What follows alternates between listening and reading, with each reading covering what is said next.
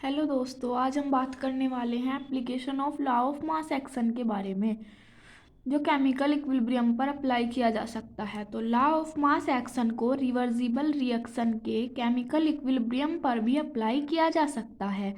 इस नियम के द्वारा किसी रिएक्टेंट व प्रोडक्ट की कंसंट्रेशन के बीच रिलेशन ज्ञात किया जा सकता है। जैसे कि हम एक chemical reaction let any general chemical reaction M1A plus M2B is equal N1C plus N2D।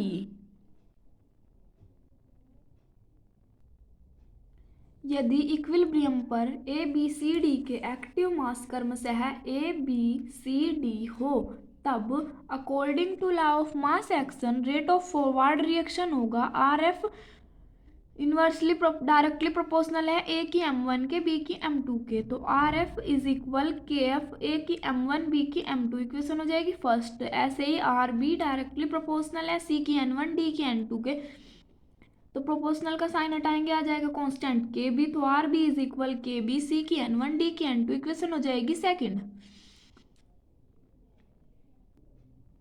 जहाँ पर KF जो है वो rate constant of forward reaction है, KB जो है वो बैकवर्ड रिएक्शन का रेट कांस्टेंट है। तब हम इन दोनों को इक्विलिब्रियम पर लेंगे। At chemical equilibrium rate of forward reaction is equal rate of backward reaction. RF is equal RB। RF का मान है KF A की M1 B की M2 is equal KB C की N1 D की N2। ये हो जाएगा KF upon KB is equal C की N1 B की N2 अपॉन A की M1 B की M2। तो KF अपॉन KB क्या हो जाएगा KC C की N1 D की N2 अपॉन A की M1 B की M2, वेयर KC क्या है यहाँ पर equilibrium constant which is called equilibrium constant. KC को हम इक्विलिब्रियम कांस्टेंट कहते हैं। अतः किसी रिवर्सिबल रिएक्शन में फॉरवर्ड रिएक्शन के रेट कांस्टेंट व बैकवर्ड रिएक्शन के रेट कांस्टेंट के रेशो को इक्विलिब्रियम कांस्टेंट कहा जाता है। अब हम बात करने वाले हैं characteristics of equilibrium constant.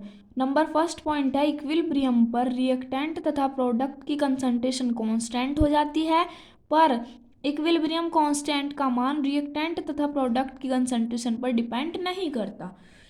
Jin factors का इफेक्ट रेट कांस्टेंट पर पड़ता है, उन सभी फैक्टर्स का इफेक्ट इक्विलिब्रियम कांस्टेंट यानी कि KC पर भी पड़ता है। थर्ड पॉइंट है कि कैटेलिस्ट की उपस्थिति का KC मतलब इक्विलिब्रियम कांस्टेंट पर कोई इफेक्ट नहीं होता। फोर्थ पॉइंट है एक्सोथर्मिक रिएक्शन के लिए टेम्परेचर इंक्रीज करने पर KC की वैल्यू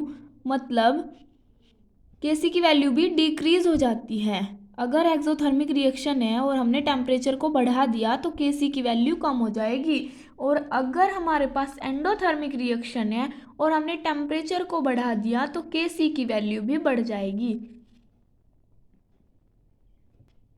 आज का टॉपिक बस इतना ही, फिर आगे मिलेंगे हम